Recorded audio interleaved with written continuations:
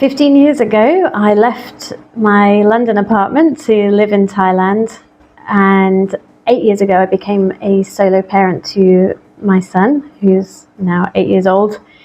And I have learned in that time that simplifying my life and learning how to budget and tracking my spending really is vital to our well-being. So stick around, I'll show you how I spend, what I spend my money on, how I budget as a single mom living in Thailand. Really understanding how I'm spending, what my values are, and shifting my financial mindset has been really a big game changer in my life as a solo parent. And that is what I want to share with you. And of course, if you're interested to know about living and bringing up children in Asia, in Thailand, then I'm going to show you just how much it costs.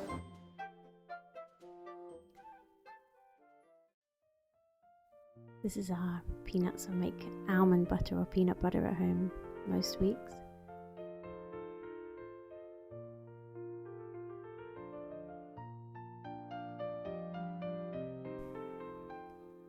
This is my favorite ice cream.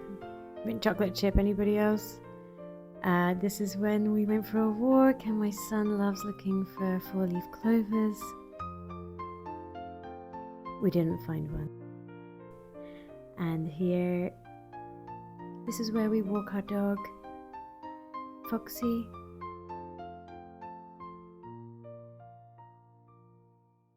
My son picked up this stick. He said it was a magic stick, so we took that with us. He loves to find magic in everything. This is our local market. We have a few different local markets. This is one of them. This is where we buy dinner, lunch, food. This is my guava. This is not a cooking show. The end result was okay. It's omelette and kale. That was only 12 baht. That's a good lunch for me and my son. Introducing our lovely dog Foxy, and you'll see our cat Mitsu there. All right, let's dive right in. You'll see on this Excel spreadsheet that I've made, I've colored each day of the week because actually in Thailand they do have an auspicious color for each day of the week.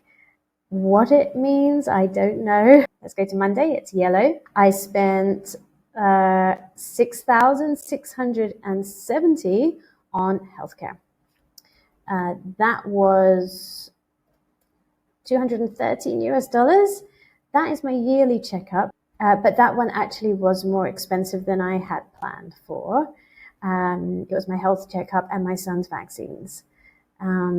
I had expected it to be about 5,000 baht, but I ended up getting a different package and that cost a little bit more. Okay, and next is coffee or tea. I rarely buy coffee when I go out. I might do that on the weekend. I like making a coffee in my mocha pot at home. It's such good coffee. Does anybody else have a mocha pot? Don't. Please get one. It's cheap, it's easy, and it's delicious. Yeah, so I spent 90 baht on some matcha tea and probably some cake in the afternoon. So that's about $2.80 for tea and cake.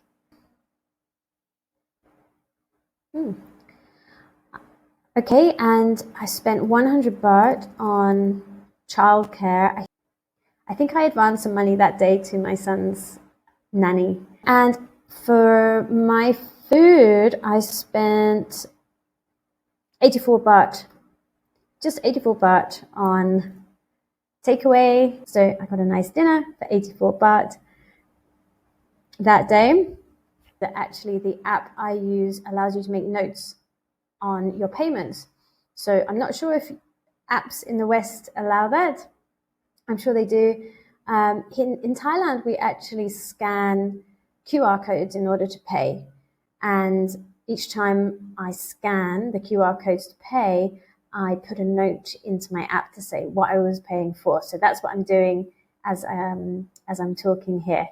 I'm going through the app, what I've spent money on and how much. So yeah, it's really interesting because I get to see what my values are, what are important to me, where my money is going, and where I can save it. Okay, so let's go to Tuesday. Yes, so on Tuesday I spent $350 for our lovely nanny, which is about $11. Yeah, she's absolutely brilliant, and the childcare here has been absolutely phenomenal. Okay, and that day it looks like I had lunch. It looks like it was a takeaway. I can't quite tell from this, but it was 206 baht, about $6.50. Okay, so Wednesday I went grocery shopping and I spent 1,273 baht, which is about $40. I think that grocery shopping was to buy chicken and some sauces and some vegetables and fruit. Let's take a look at Thursday. So Thursday, it looks like I ate out, and that cost. Oh no, I didn't eat out. That was my son's lunch. All right, let's try again. It cut out. I spent 95 baht on myself for a top. I ordered on Shane as well. Next is Friday. Friday, it looks like an expensive lunch, 605 baht. 605 baht, which was $19, which probably isn't bad going in the West, but for me, I remember thinking, oh, that's not worth it. Okay, and I bought groceries from the local Royal Project shop, which is great. They have some semi-organic foods for super, super cheap prices. 750 baht, that's like most of my weekly vegetables. So I was pretty happy with that one. Okay, Netflix was $3.49 baht. And dinner was $3.75. Where did I eat that? It looks like I got a takeaway by the looks of this transaction. Okay, and then we're going on to the weekend. Saturday, I spent. Okay, so Saturday, I had to spend 1,400 baht on house maintenance. The pump broke. So yeah, I actually pay only 10,000 baht a month for my rent, which is $320. Yeah, of course. So it's a pretty good deal, and yeah, so it's a pretty good deal, and I try not to rock the boat. So I paid for that pump fix myself. Just open that up so you can see the wording there. And then what else? I paid 60 baht for my dog's bones, pets. And I paid 40 baht for my son's socks. He gets through a lot of socks. Every week, and I took out 1,000 baht. Every week, I take out some cash for miscellaneous things. It's normally to do with food. So I might buy a cup of tea with it. I might buy some fruits and vegetables at the market, but it's nice to have a bit of cash at hand.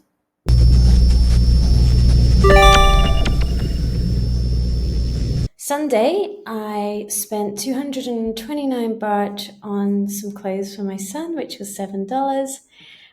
He had a haircut that was 200 baht, which is about $6.40. And I got some more groceries, which was 750 baht, and that's about $24. So that's my week wrapped up. I've already highlighted these items. in two different colors, and they represent whether they're fundamental payments or if they're fun payments. So this could be quite an individual thing. It would depend on you, what you value as fun or what you value as fundamental. So my healthcare checkup for me is fundamental because that's keeping me in a good state and healthy for the future for my son. And then looking down here, you can see that I've also put a haircut and clothing for my son as fundamental. I did think twice about those because I could cut his hair by myself and I could go to get secondhand clothing, or I've got a lot of hand-me-down clothes as well, but I wanted to treat him. So yeah, I was on the fence whether it was fun or fundamental. What do you think? Let me know what you think. If any of these to you would stand out, are they more fundamental to you or fun? Please let me know in the comments. And I've also made a little pie chart because I really want to see here what percentage am I spending on fun activities and any unessential payments such as subscriptions to Netflix, and where can I cut back on any of my fundamental spending? So I had actually budgeted 11,000 baht for this week, and I have gone over by 5,000 baht. And I can already see why. I'm going to go and show you my monthly accounts. Okay, now we are in the monthly account sheet, and you can see here how I have my weekly items and my monthly items up here. And I had expected to spend 2,500 on groceries. Coming back to this tab, how much did I spend? Let's take a look. Okay, I think that's all the groceries. If you look down here, that's nearly 5,000 baht.